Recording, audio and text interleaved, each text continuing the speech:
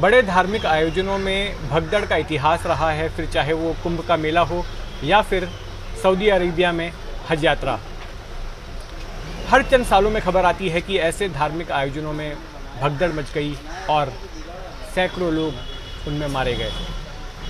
ताज़ा मामला उत्तर प्रदेश के प्रयागराज का है, जहां महाकुंभ के दौरान कई लोगों की मौत हुई है।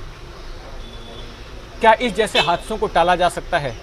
ऐसा क्यों होता है कि तमाम सरकारी इंतज़ामों के बावजूद भी हादसे होते हैं और लोग मारे जाते हैं?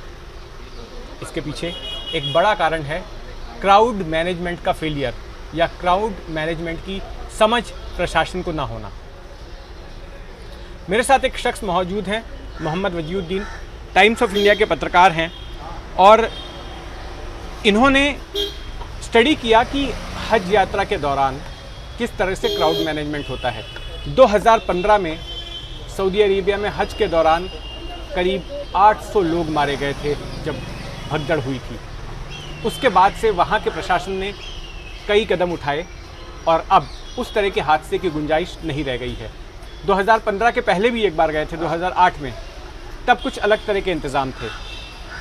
लेकिन क्या कुछ सऊदी अरेबिया की सरकार ने किया कि अब वहाँ पर ऐसे हादसे नहीं होते? आइए जानते हैं मोहम्मद वजीउद्दीन जी से। वजीउद्दीन जी, ये बताइए कि 2015 में हादसा हुआ था सऊदी अरेबिया में, कई लोग मारे गए थे। आप उसके बाद गए थे 2018 में, ये दूसरी बार था। आप हादसे के पहले भी गए थे और हादसे के बाद भी गए थे। तो किस तरह का सबक लिया वहाँ की सरकार ने ताकि ऐसे हादसे ना हो? जैसा कि आपने कहा कि क्राउड मैनेजमेंट जो है अपने आप में एक साइंस है। ये चीज़ मैंने हज के दौरान देखा।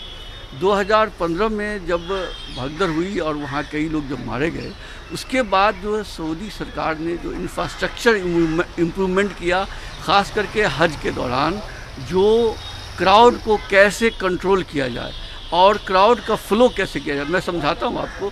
जो सबसे ज़्यादा भगदड़ होती थी हज में, वो मीना में यानी कि वो जगह है जो कुछ दूर है मक्का से, और मीना में 3 दिन जो है वहाँ रुकना पड़ता है। और वहाँ 3 पत्थर हैं जो सिंबॉलिक तौर पे जो शैतान का सिंबल्स है, जिनको कंकर मारा जाता है।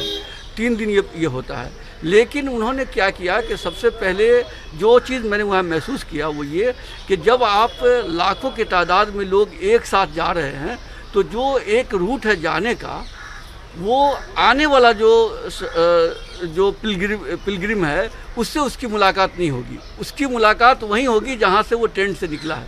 यानी कि उन्होंने रूट ऐसा बनाया है कि जो जाने वाला है वो क्राउड आने वाले क्राउड से क्लैश नहीं हो सकता है।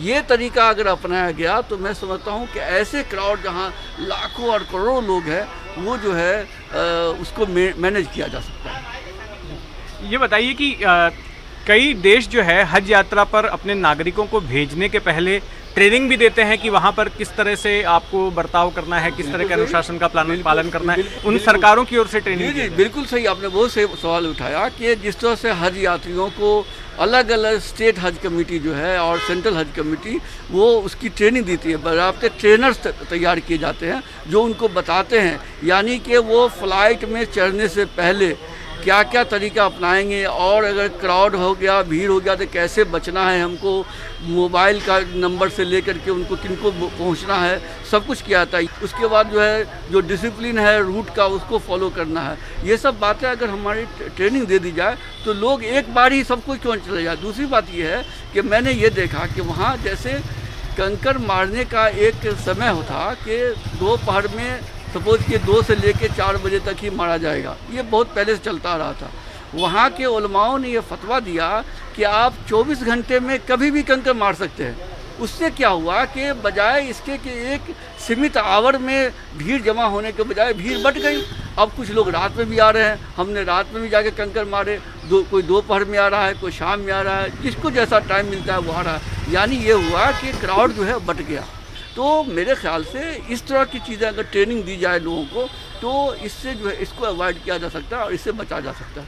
मुझे भाई ये बताइए कि वीआईपीज़ को लेकर किस तरह का एटीट्यूड जो है सऊदी अरेबिया सरकार का रहा है। जैसे यहाँ पर हम देखते हैं कि अगर वीआईपी का कोई मूवमेंट हो रहा है तो फिर रोड्स को ब्लॉक कर दिया जाता है, उस तरफ किसी को फटकने नहीं दिया जाता, और ट्रैफिक डाइवर्ट कर दिया जाता है, वहाँ पर क्या होता था? नहीं नहीं, बहुत अच्छा। ये भी मैंने देखा कि बल्कि वीआईपी बताऊं कि हज का मिनिस्टर जो था वो 2018 में हमारे साथ हज कर रहे थे, यानी कि हम लोग उनके साथ थे। और कोई ऐसा नहीं कि वो हज के मिनिस्टर जा रहे हैं तो उनके लिए सारे रास्ते बंद कर दिए जाएंगे, दूसरे रास्ते बंद कर उन्हीं के लिए रास्ता खोला जाएगा, ऐसा नहीं है। वो उनकी जो आम हाजियों की बसें जा रही है, उनकी गाड़ियाँ जा रही है, वैसे हमारी गाड़ी भी जा रही है। अगर वो लेट हो रहे हैं तो हम भी लेट हो रहे हैं।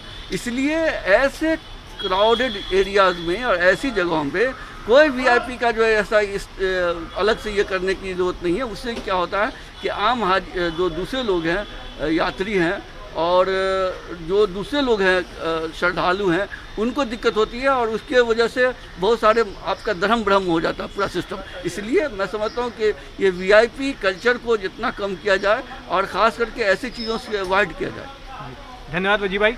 कैमरामैन संजय मंडल के साथ जितेंद्र दीक्षित, एनडीटीवी मुंबई।